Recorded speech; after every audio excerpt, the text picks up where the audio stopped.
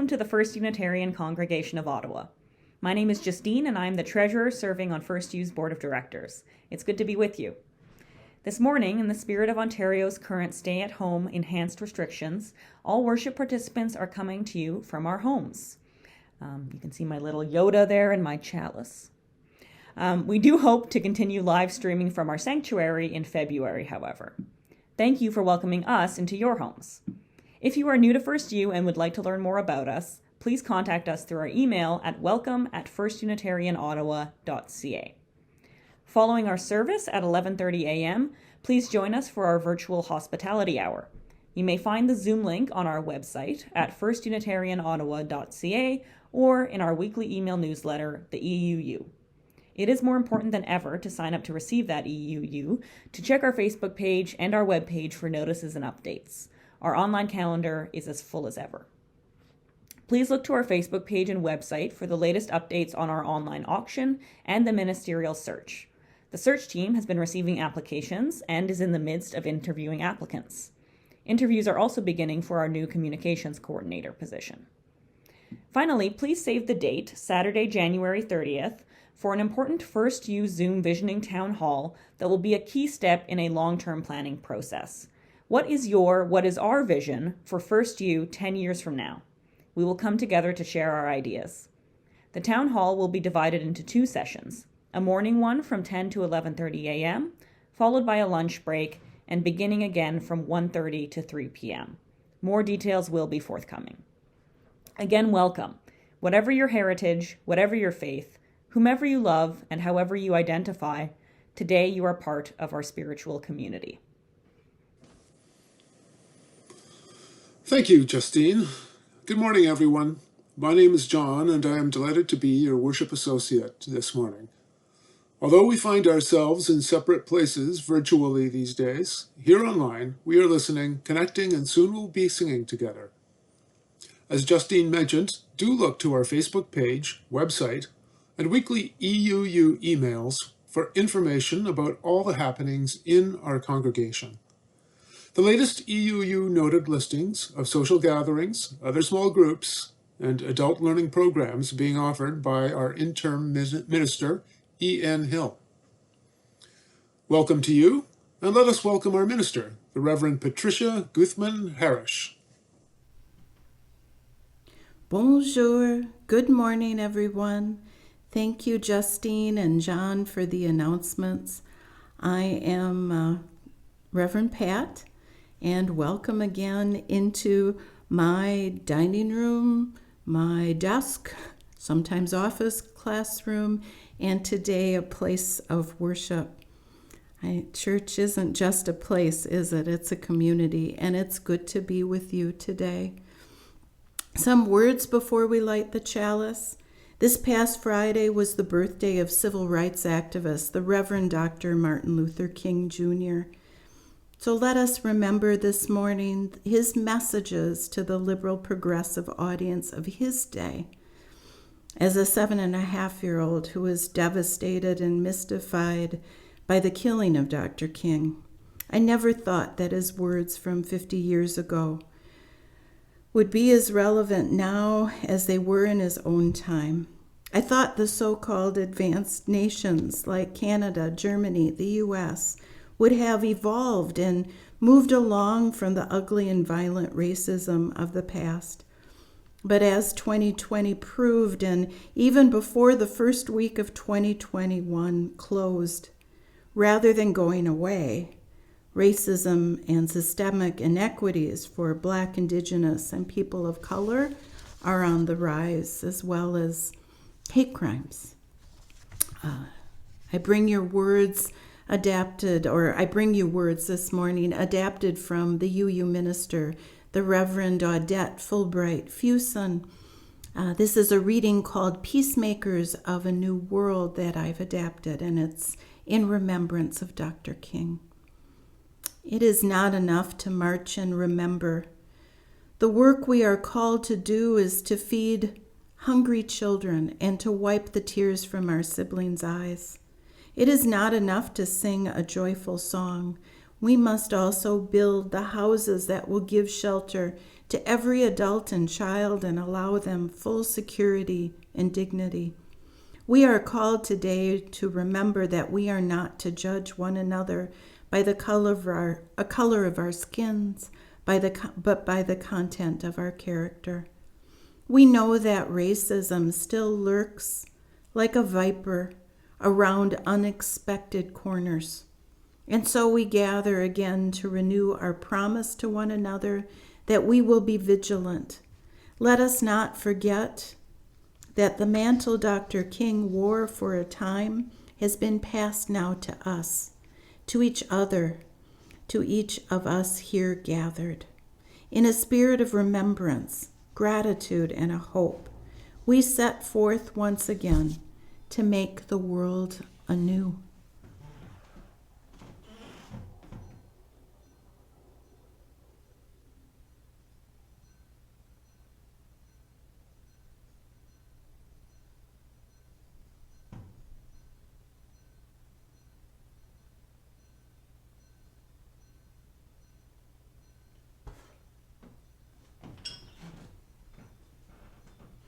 Let us sing the Chalice Song.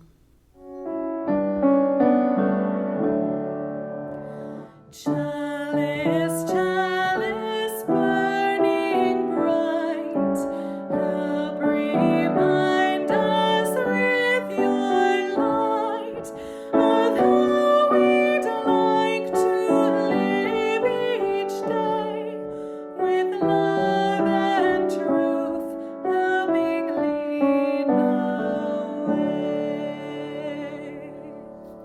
Hi everyone, it's Nao, your Director of Religious Exploration. Hope everyone is doing great on this Sunday. Today I'm sharing with you a story. It's titled Each Kindness. It's a great little story and I hope you guys all enjoy it. That winter, snow fell on everything, turning the world a brilliant white. One morning, as we settled into our seats, the classroom door opened and the principal came in. She had a girl with her, and she said to us, "This is Maya." Maya looked down at the floor. I think I heard her whisper, "Hello." We all stared at her. Her coat was open, and the clothes beneath it looked old and ragged. Her shoes were spring shoes, not meant for the snow. A strap on one of them had broken. Our teacher, Ms. Albert, said, "Say good morning to our new student." But most of us were silent. The only empty seat was next to me. That's where our teacher put Maya. And on the first day, Maya turned to me and smiled. But I didn't smile back. I moved my chair, myself, and my books a little farther away from her. When she looked my way, I turned to the window and stared out at the snow. And every day after that, when Maya came into the classroom, I looked away and I didn't smile back. My best friend that year was Kendra and Sophia. At lunchtime, we walked around the schoolyard, our fingers laced together, whispering secrets into each other's ears.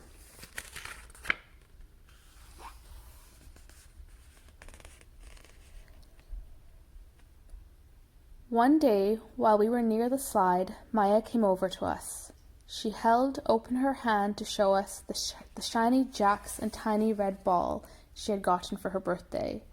"It's a high bouncer," she said, but none of us wanted to play. So Maya played a game against herself.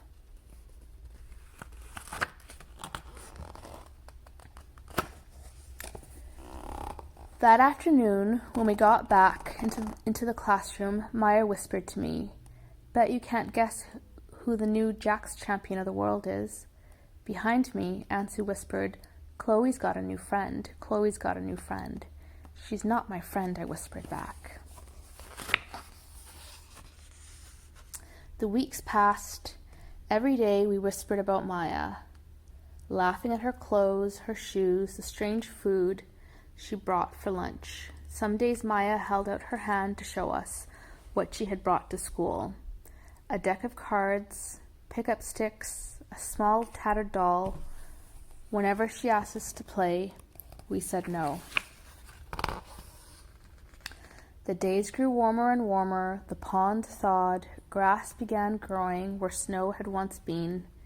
One day Maya came to school wearing a pretty dress and fancy shoes. But the shoes and the dress looked like they belonged to another girl before Maya.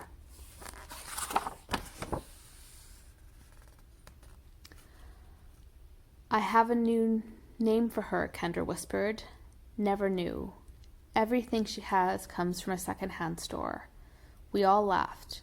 Maya stood by the fence. She was holding a jump rope, but did not come over to us to ask if we wanted to play. After a while, she folded it, rolled the ends around each hand and started jumping. She jumped around the whole schoolyard without stopping. She didn't look up once, just jumped, jumped, jumped. The next day, Maya's seat was empty. In class that morning, we were talking about kindness. Miss Albert had brought a big bowl into class and filled it with water. We all gathered around her desk and watched her drop a small stone into it. Tiny waves rippled out, away from the stone. "This is what kindness does," Miss Albert said. Each little thing we do goes out, like a ripple, into the world. Then Miss Albert let us drop the same stone as we told her what kind of things we had done. Joseph had held the door for his grandmother. Kendra helped change her baby brother's diaper. Even mean old Andrew had done something. "I carried teacher's books up the stairs," he said, and Miss Albert said it was true. I stood there holding Miss Albert's rock. In my hand, silent. "Even small things count," Miss Albert said gently, but I couldn't think of anything and passed the stone on. Maya didn't come to school the next day or the day after that. Each morning I walked to school slowly, hoping this would be the day Maya returned and should look at me and smile. I promised this would be the day I smiled back. "Each kindness," Miss Albert had said, "makes the whole world a little better."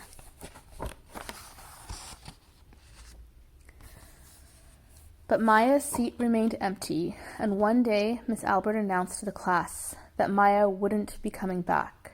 Her family had to move away, Miss Albert said. Then she told us to take out our notebooks. It was time for spelling. That afternoon I walked home alone. When I reached the pond, my throat filled with all things I had wished I would have said to Maya. Each kindness I had never shown. I threw small stones into it over and over, watching the way the water rippled out and away, like each kindness done and not done, like every girl somewhere holding a small gift out to someone, and that something turning away from it. I watched the water ripple as the sun set through the maples, and the chance of a kindness with Maya became more and more, forever gone.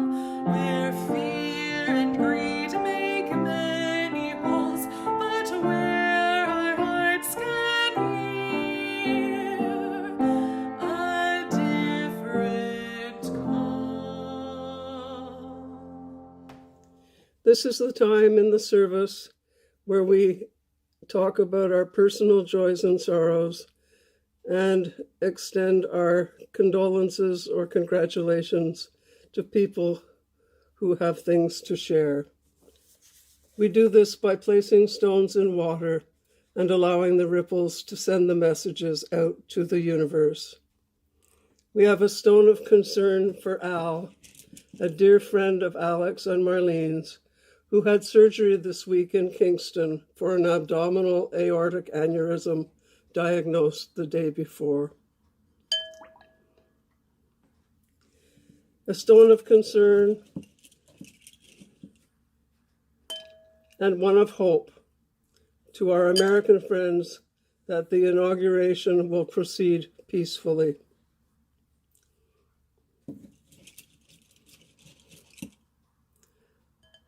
A stone of sorrow for all the people in Ottawa, Ontario, Canada, and the world who are affected by the coronavirus.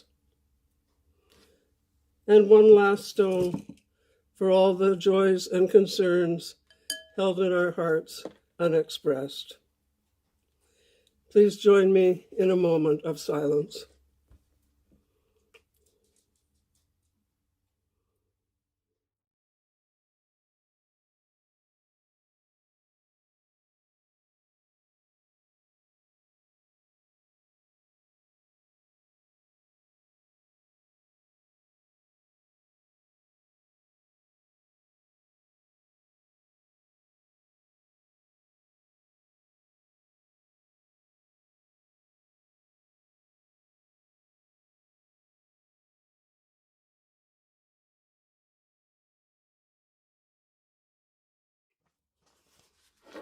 This is the time when we can send our earnest hopes and wishes, which some people call prayers, to the people who we care about. I invite you to think about your relationship with this community and how it can support you in the good times and the not so good. Think about your hopes and your hurts and how sharing them with like-minded people can make you feel. In this COVID time, and especially during this latest lockdown, it is more difficult to connect with other people, but I encourage you to try to keep in touch with people by phone, by Zoom, or other means, and in person if you can do so safely. There is a light at the end of the tunnel. Hopefully this will all be over someday. Let us also lift up those who are persecuted for their beliefs, those who have experienced the ravages of war or the pain of bigotry, those whose lives and livelihoods have been uprooted by violent weather and by the coronavirus, those who are homeless or starving, while most of us live in relative abundance, and those who are lonely and in need of the company of friends, those who are imprisoned, those who mourn and are in need of comfort, those who are victims of violence, and those who are suffering from an illness of body, mind, or spirit. May they find comfort and healing in the days that lie ahead. Let us hold these people and all people in our hearts and minds. Let us also remember that thoughts and prayers are often not enough. Please consider practical actions that you can use to help those who are suffering.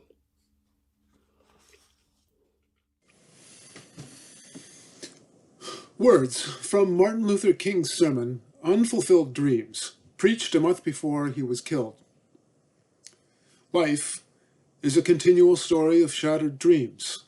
Life is a long, continual story of setting out to build a great temple and not being able to finish it. This is the story of life. So many of our forebears used to sing about freedom, and they dreamed of the day that they would be able to get out of the bosom of slavery, the long night of injustice. They thought about a better day as they dreamed their dream. But so many died without having the dream fulfilled. And each of you this morning in some way is building some kind of temple. The struggle is always there. It gets discouraging sometimes. It gets very disenchanting sometimes. Some of us are trying to build a temple of peace. We speak out against war, we protest.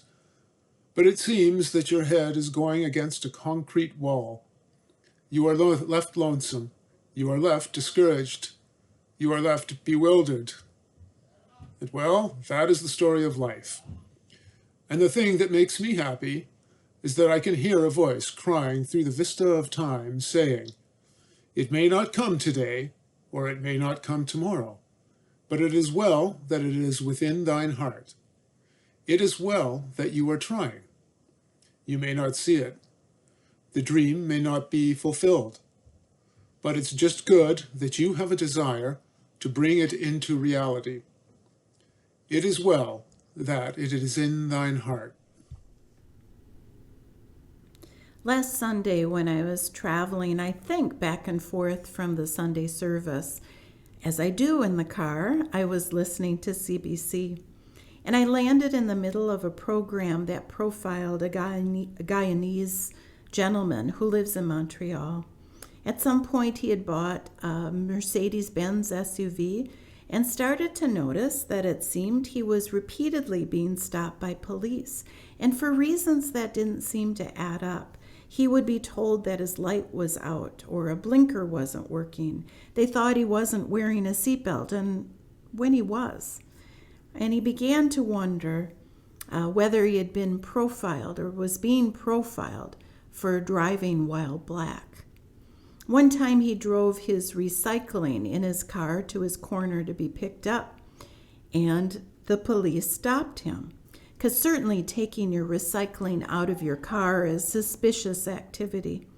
The gentleman asked why the police had stopped him, and he reports that the police officer took an empty liquor or beer bottle out of the recycling bin and told him that was why.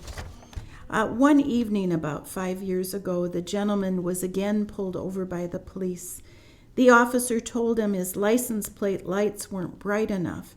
So afterwards, the gentleman went to the dealership. They said his lights were fine. And he went back home and even mounted an additional light himself over the license plate to make sure that perhaps he wouldn't be stopped again. He laughed that he had the brightest license plate light in all of Montreal.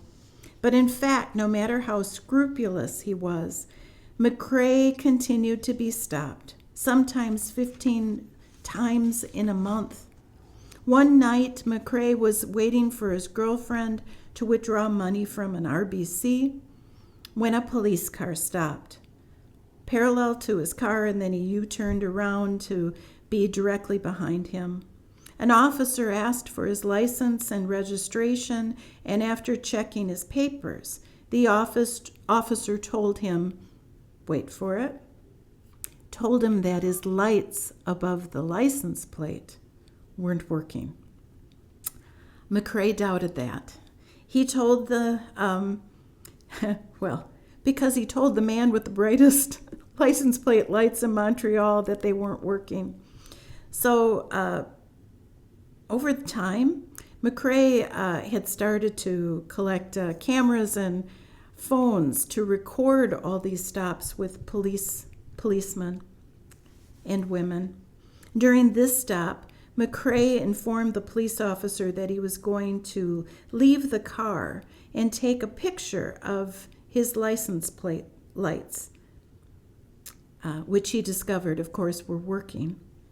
Before the night was over, McCrae was arrested and his camera was confiscated, and the footage on that camera deleted by the police.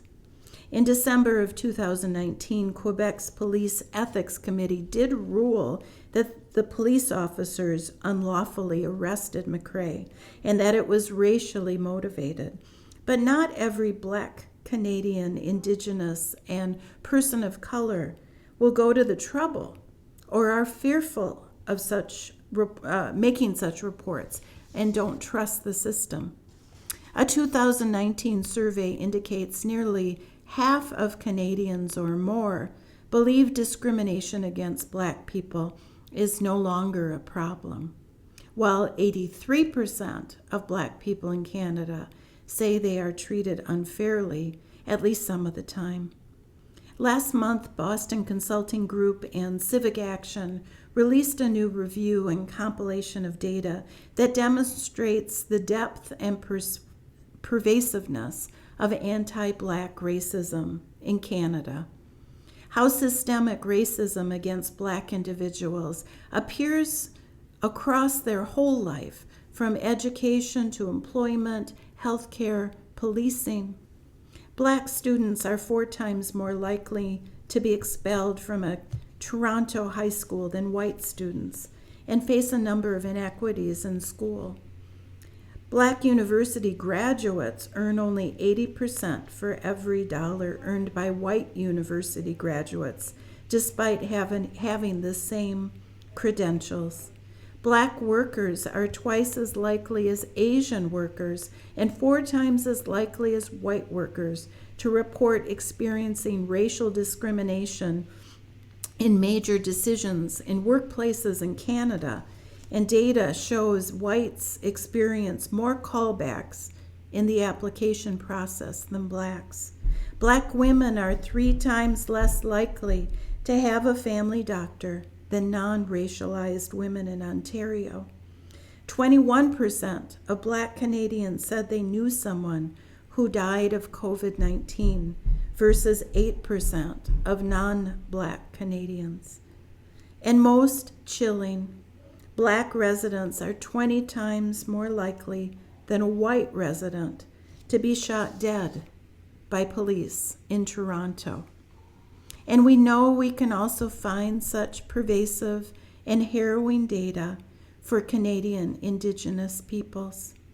A summer speaker at FirstU, Cindy Blackstock, a member of the Guthmann First Nation, an advocate for First Nations children and families, a professor at McGill University, and it would take a whole hour to go through all her honors and achievements. She had this to say: "The government of Canada is a repeat offender when it comes to discrimination against First Nations, especially children. Yet it is so bound up in the colonial ideology that it expects First Nations to be grateful for small measures that relieve some but not all of its discriminatory conduct. In 2020, it is time to stop feeding," this was last year, "the government's insatiable appetite to be thanked for its inadequate measures and to demand a complete end to the inequality. Racism and discrimination continue to lurk like a vapor, have not gone away, and COVID has exacerbated social inequities. It is haunting to consider that the words and wisdom of Martin Luther King Jr. still speak to us after a half century.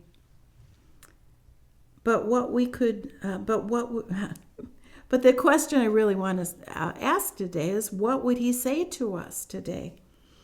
To us UUs to consider. Now, Dr. King did have an occasion from time to time to speak to UUs. In 1966, he gave the Ware Lecture at the Unitarian Universalist Association's General Assembly. And there has been a Ware Lecture at the UUA General Assembly since, I think, almost every year since 1922. Speakers have been scientists, folk singers, political activists, humanitarians, and poets. Dr. King began talking at the Ware Lecture about his connections with Unitarian Universalism. This is what he said in the beginning. "There are those wonderful moments in life when you speak before a group that is so near and dear to you that you don't feel like you have to engage in the art of persuasion. You don't feel like you're in the midst of strangers. You know that you are with friends. I can assure you that I feel that way tonight, so with UUs back then. He recounted that when he went to Boston University, he would visit our Arlington Street church, and he named 3 UU ministers who visited and encouraged him during bus boycotts in Montgomery, Alabama. He noted Dr. Homer Jack, who was with Dr. King in Montgomery, Ghana, West Africa, Washington, D.C., in the World Peace Effort, and protest in Selma. Dr. King noted the UU Commission of the time in religion and race, and he noted the death of the Reverend James J. Reeb. Dr. King actually was one of those who eulogized Dr. Reeb at his memorial service. And just to say a short bit about Reverend Reeb, you may have heard some of him before. He was among 40 UU ministers who answered a call from Dr. King for religious leaders to join him in Selma after a violent confrontation known as Bloody Sunday there with police. 400 religious leaders joined 2,000 African Americans to march over the bridge again at the site of the attack. They returned there. That night, Reverend Reeb and 2 other UU ministers were attacked outside a whites-only restaurant. At 38 years old, Reverend Reeb died 2 days later from his injuries after that attack. His death provoked mourning throughout the U.S., and tens of thousands held vigils in his honor. President Lyndon B. Johnson invoked Reeb's memory when he delivered a draft of the Voting Rights Act to Congress to end racial discrimination in voting in the U.S. Dr. King acknowledged his UU friends and our denomination's good works, but when he spoke before this assembly of UUs, right, he should be preaching to the choir, the title of his lecture was "Don't Sleep Through the Revolution."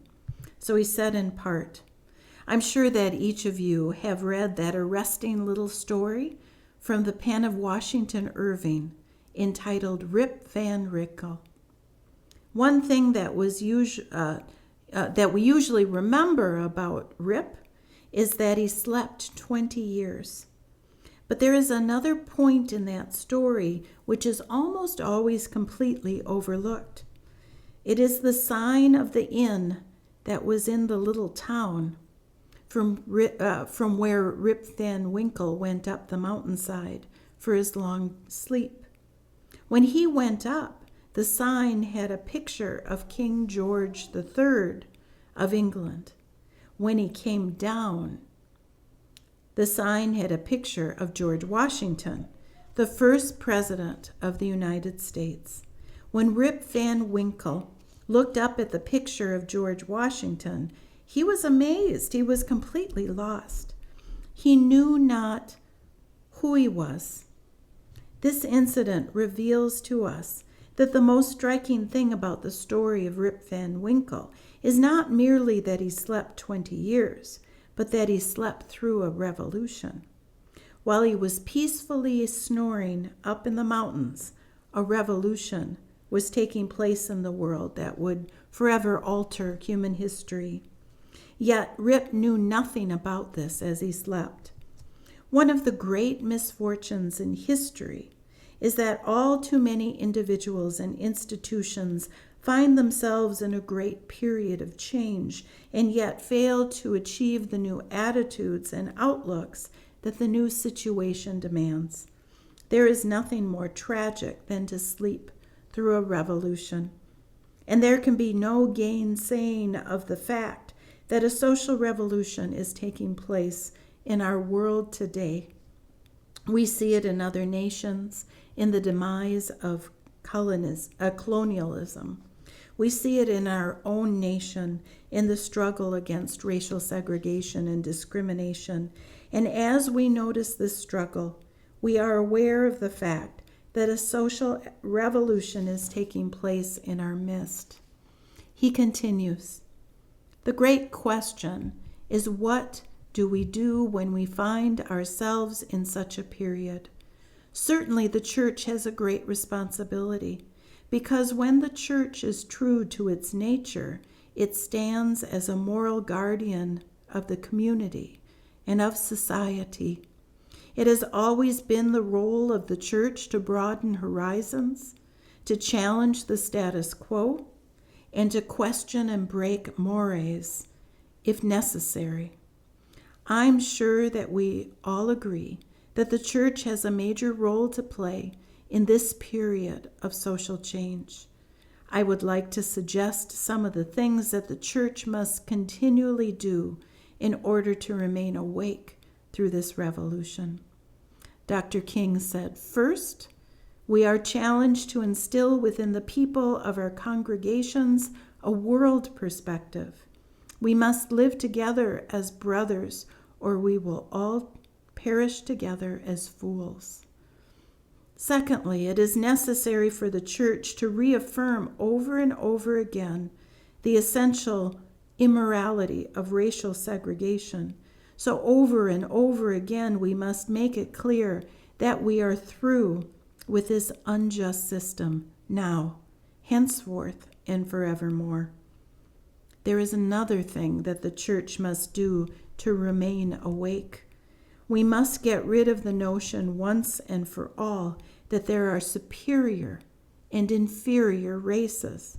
It is out of this notion that the whole doctrine of white supremacy came into being, and the church must take a stand through religious education and other channels to direct the popular mind at this point. For there are some people who still believe this strange doctrine that has made for a great deal of strife and suffering. The next thing that the church must do is to remain awake through this revolution, to move out into the arena of social action. It is not enough for the church to work in the ideological realm and to clear up misguided ideas. To remain awake through this social revolution, the church must engage in strong action programs to get rid of the last vestiges of discrimination. We must realize the plant of freedom is only a bud and not a flower. He concludes, I believe firmly we can solve this problem. I know that there are difficult days ahead, and they are days of glorious opportunity.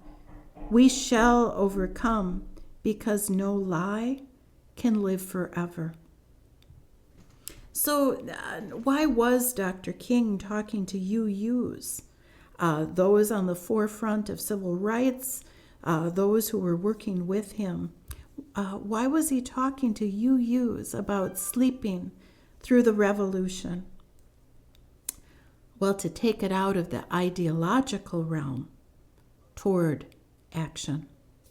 3 years earlier, he wrote of his concerns about the white moderate, the ones he was talking to, the UUs, and others, other preachers, ministers who would even stand by his side, those who would talk, but maybe not walk the walk. He spoke of the white moderate in the letter from Birmingham. He said, I must confess that over the past few years, I've been gravely disappointed with the white moderate. I have almost reached the regrettable conclusion that the Negro's great stumbling block in his stride toward freedom is not the white citizen's counselor or the Ku Klux Klanner, but the white moderate who is more devoted to order than to justice, who prefers a negative peace, which is the absence of tension, to a positive peace, which is the presence of justice, who constantly says, I agree with you, Dr. King, yes, I agree with you in the goal you seek, but I cannot agree with you with your methods of direct action, who paternalistically believes he can set the timetable for another man's freedom, who lives by a mythical concept of time and who constantly advises the Negro to wait for a more convenient season. Shallow understanding from a people of goodwill is more frustrating than absolute misunderstanding from people of ill will. Lukewarm acceptance is much more bewildering than outright rejection. He continues, I hoped that the white moderate would understand that law and order exist for the purpose of establishing justice, and that when they fall in this purpose, they become dangerously structured dams that block the flow of social progress. If we are not taking action toward the cause, we become the dams that block the flow of social progress. The 2020 report that I mentioned does indicate there is still more work to be done. Inequities and victimization continues. The work is in education, reforming the justice system, healthcare, lots of stuff to do. We are in the midst of a great period of change. But do we really see what the current situation demands? Are we sleeping through a revolution and we don't even know it? Injustice anywhere is a threat to justice everywhere. Until the playing field is level, the struggle continues. May we continue to be vigilant. In his famous words from his last Christmas sermon, Dr. King said, it really boils down to this, that all life is interrelated. We are all caught in an inescapable network of mutuality, tied into a single garment of destiny. Whatever affects one directly affects all indirectly. A couple of months before he was murdered, King spoke of how he would wish to be remembered. At the very end, he said, say that I was a drum major for justice. Say that I was a drum major for peace. I was a drum major for righteousness. And all of the other shallow things will not matter. I won't have any money to leave behind. I won't have the fine and luxurious things of life to leave behind. But I just want to leave a committed life behind.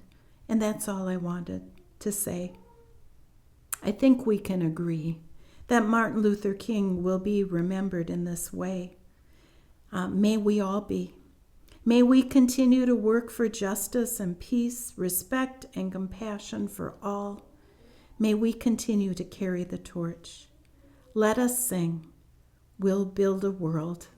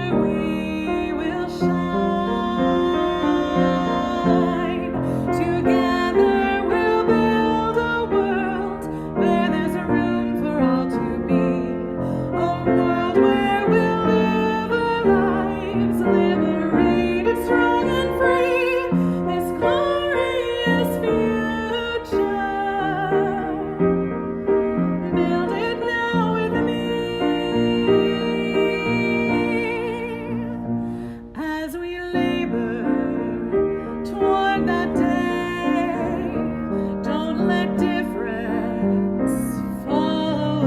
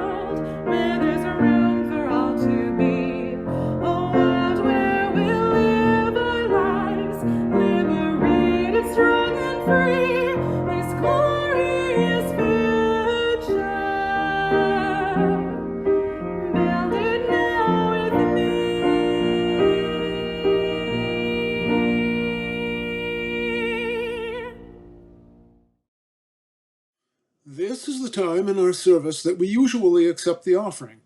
You may go to our website or contact our finance manager to find out how you might keep up with your pledge or make a donation during these times. We give these gifts freely. We receive these gifts gratefully. We dedicate these gifts to the work of the congregation, serving human wholeness, caring for the planet, upholding religious freedom, welcoming the stranger, and loving one another. Before we extinguish the chalice, more wisdom from Dr. King's Ware Lecture. Modern psychology has a word that has become common. It is the word maladjusted. Certainly, we all want to live well-adjusted and avoid neurotic and schizophrenic personalities. But there are some things in our nation and in our world to which I'm proud to be maladjusted. And I call upon you to be maladjusted and all people of goodwill to be maladjusted to these things until the good society is realized. I never intend to adjust myself to segregation and discrimination. I never intend to become adjusted to religious bigotry. I never intend to adjust myself to economic conditions that will take necessities from the many to give luxuries to the few, and leave millions of people perishing out on a lonely island of poverty in the midst of a vast ocean of prosperity. I must honestly say, however much criticism it brings, that I never intend to adjust myself to the madness of militarism and to the self-defeating effects of physical violence. No nation can win a war or earthly habitat, or our earthly habitat can be transformed into an inferno that even the mind of Dante could not imagine. Yes, I must confess that I believe firmly that our world is in dire need of a new organization, the International Association for the Advancement of Creative Maladjustment.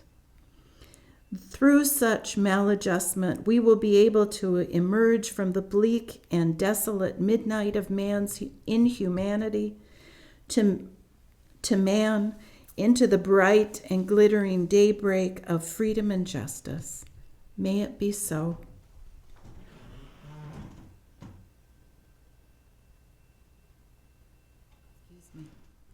Let us sing, Spirit of Life.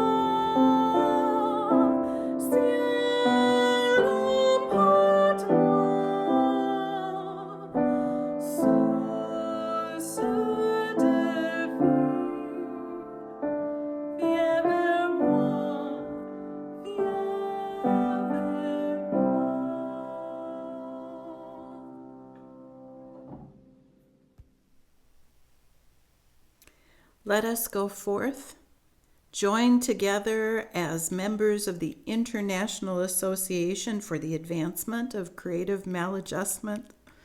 Go in peace, go in joy, go in love.